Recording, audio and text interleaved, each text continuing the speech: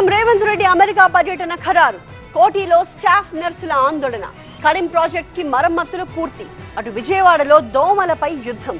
ఇలాంటి వార్తల్ని ఒక్కొక్కటి 30 సెకండ్స్ ఫుల్ న్యూస్ లో చూద్దాం. తెలంగాణకు పెట్టుబడులపై రేవంత్ రెడ్డి సర్కార్ స్పెషల్ ఫోకస్ పెడుతోంది. ఈ క్రమంలోనే తెలంగాణకు పెట్టుబడులు తీసుకురావడమే లక్ష్యంగా సీఎం రేవంత్ రెడ్డి అమెరికాలో పర్యటించబోతున్నారు. ఈ మేరకు CM Revanth Reddy America tour ఖరారైంది. ఆగస్టు 3న రాత్రి రేవంత్ రెడ్డి బృందం అమెరికా బయలుదేరనుంది. ఈ పర్యటనలో భాగంగా పలు కంపెనీల సీఈఓలు, పారిశ్రామికవేత్తలను రేవంత్ బృందం కలవనుంది. వారితో చర్చించి తెలంగాణకు పెట్టుబడులు తీసుకురానున్నారు. ఇక అమెరికా పర్యటనలో డలాస్ తో పాటు ఇతర రాష్ట్రాల్లో రేవంత్ రెడ్డి పర్యటన కొనసాగనుంది. ఆగస్టు 11న రేవంత్ రెడ్డి అమెరికా నుంచి తిరిగి రానున్నారు. తెలంగాణలో పెట్టుబడుల ఆకర్షణే లక్ష్యంగా రేవంత్ రెడ్డి పర్యటన కొనసాగనుంది. స్కిల్ యూనివర్సిటీ ఏర్పాటుపై సీఎం రేవంత్ రెడ్డి కీలక ఆదేశాలు జారీ చేశారు. డిప్యూటీ సీఎం భట్టి విక్రమార్కతో కలిసి సచివాలయంలో అధికారులతో సమావేశమై CM Revanth Reddy skill university ఏర్పాటు ముసాయిదాపై చర్చించారు. ఢిల్లీ, హర్యానా తరహాలో తెలంగాణలో స్కిల్ యూనివర్సిటీకి ముసాయిదాను అధికారులు సిద్ధం చేయగా ఈ అసెంబ్లీ సమావేశాల్లోనే దానికి సంబంధించిన బిల్లు పెట్టేందుకు ప్రభుత్వం యోచిస్తోంది. ఈ క్రమంలోనే ముసాయిదాలోని అంశాలపై CM Revanth, deputy CM Bhatti Vikramarka పలు సూచనలు చేశారు. యూనివర్సిటీలో సర్టిఫికేషన్ కోర్సులు, డిప్లొమా కోర్సులకు సంబంధించి వివరించారు. కోర్సుల విషయంలో డిమాండ్ ఎక్కువగా ఉన్న రంగాలపై ఎక్కువ దృష్టి పెట్టాలని సీఎం రేవంత్ సూచించారు. యూనివర్సిటీ సంస్థాగత నిర్మాణంపైన కీలక సూచనలు చేశారు. పంచాయతీరాజ్ అధికారులు మరింత బాధ్యతతో పనిచేయాలన్నారు మంత్రి సీతక్క.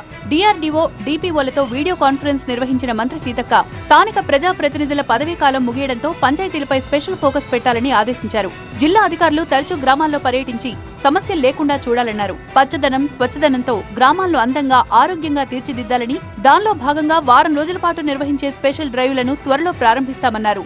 వర్షాకాలం సీజన్ వ్యాధులను నివారించేలా అప్రమత్తంగా వ్యవహరించాలని సూచించారు. విధుల్లో నిర్లక్ష్యం వహిస్తే చర్యలు తప్పవని హెచ్చరించారు మంత్రి సీతక్క.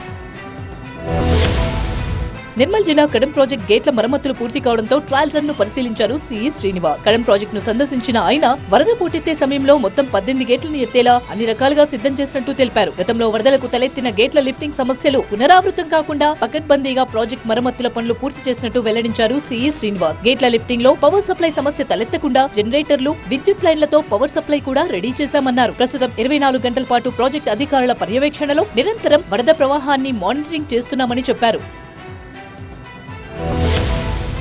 ఆకస్మిక తనిఖీలతో అధికారులను హడలెత్తిస్తున్నారు ఏపీ మంత్రి నాదెండ్ల మనోహర్. గుంటూరు జిల్లా తెనాలిలో కొద్ది రోజులుగా తనిఖీలు నిర్వహిస్తున్న ఆయన తాజాగా తెనాలి ప్రభుత్వ ఆసుపత్రిని సడన్ గా సందర్శించారు. దానిలో భాగంగా ప్రభుత్వ ఆసుపత్రిలోని రికార్డులను పరిశీలించారు. తెనాలి ఆసుపత్రిలో డైలీ కేసుల గురించి ఆరా తీయగా రోజుకు 30 నుంచి 35 కేసులు వస్తున్నాయని, 5 నుంచి 10 వరకు సర్జరీలు జరుగుతున్నాయని మంత్రి నాదెండ్లకు తెలిపారు వైద్యులు. మరోవైపు ఆసుపత్రిలోని పారిశుద్ధ్య పరిస్థితులు, రోగులకు అందుతున్న సేవలను అడిగి తెలుసుకున్నారు. ఈ సందర్భంగా ఆసుపత్రి ఆవరణలో వెయిట్ చేస్తున్న ప్రజలతో ముచ్చటించారు.